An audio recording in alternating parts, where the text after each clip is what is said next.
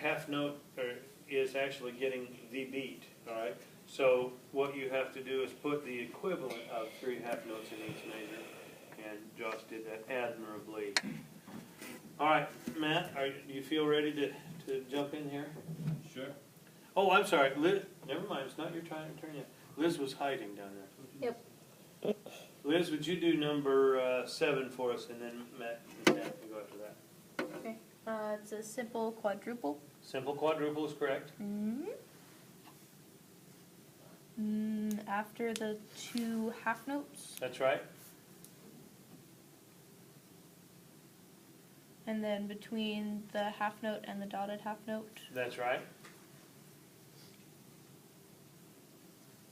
and then between the 2 half notes near the end, Mm-hmm. No, you mean between the half notes or after the half notes? between the half notes. Are you sure? I don't know. I've been winging it this whole time. Yeah. And you finally just broke down. You were doing great. Yep. And after the 2 half notes, and Yes. then double bar at the end.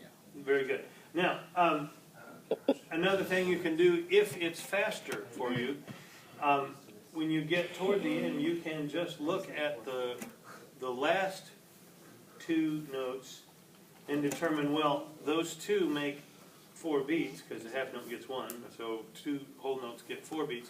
So there's my last measure, and that can help you so that you don't have to count all the quarter notes and half notes. In other words, you can also approach this from the left side for a while and right side for a while and have something left over the middle, and then it also should work. Okay? Now, Matt, would you be willing to do number 8? Sure. It's a simple triple. It is a simple triple. Half note with quarter note, bar, half note, quarter note, bar, the 4 eighth notes and the quarter note, bar, and the dotted quarter note, eighth note, and quarter note with the double bar. Very good.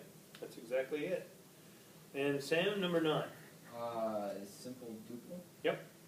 And then I believe it is. Oh wait, I think I did it wrong. Okay, we'll just go with what I did. I don't know. I think it's the first between the last 8th note and the first quarter note.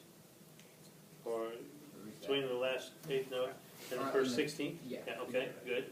And then it'd be after the double quarter notes. After the 2. Let's start again. Okay, your first measure is just your first 2 notes, right? Oh, okay. Yes, it is. Okay. And then second measure would be the 2 16th notes and an 8th note. Right.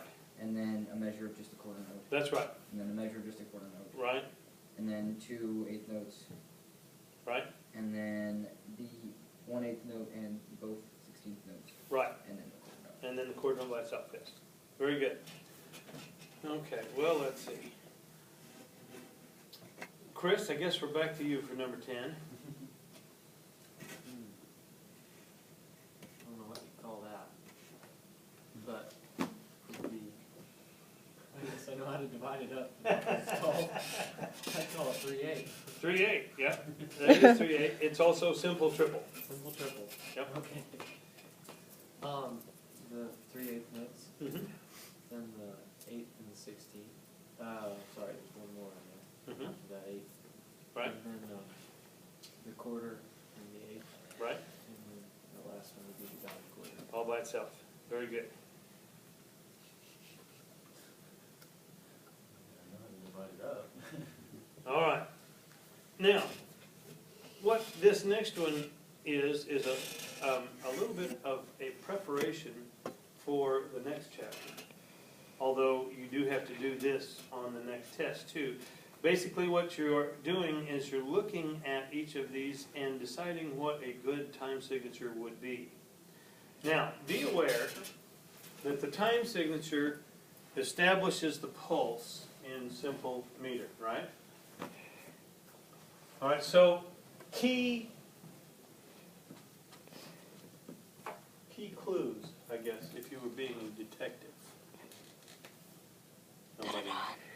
Nobody would worry about being a detective, right? My favorite shows on TV are detective shows. But if you were to use information you get, when you see eighth notes barred together,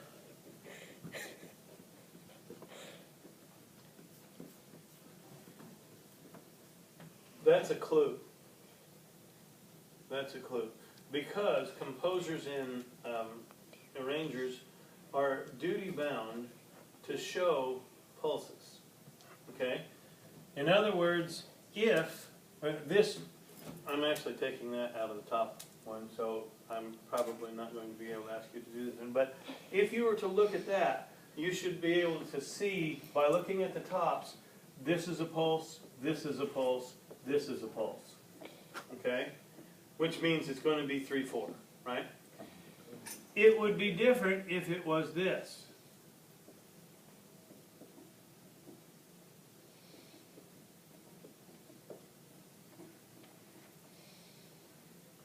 That would be 3/8. All right? But the difference is each one of these is a pulse, right? It takes two of them when we bundle them together in 3/4 to make a pulse. Everybody see that? Now that really comes in handy for you, especially if you have to sight read a lot. What did I do? Oh, there it is.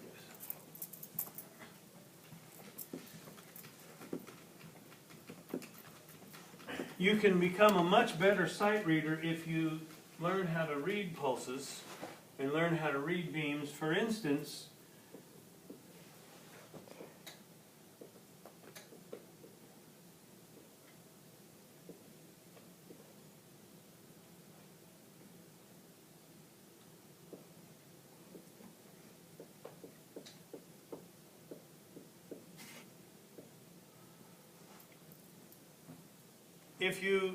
if you read pulses instead of reading just notes, very quickly you can read that this is where you tap your toe the first time, and this is where you tap your toe the second time.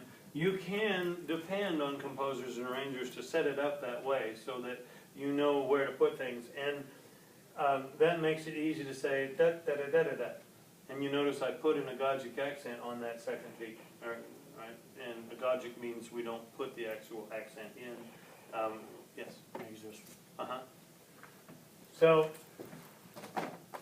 and let's make things even more,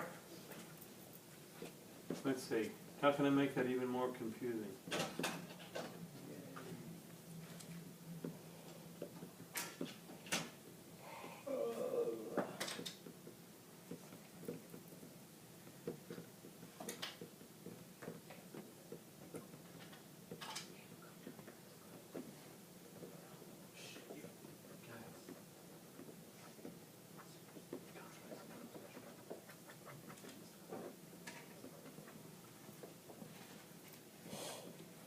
All right, in 2/2,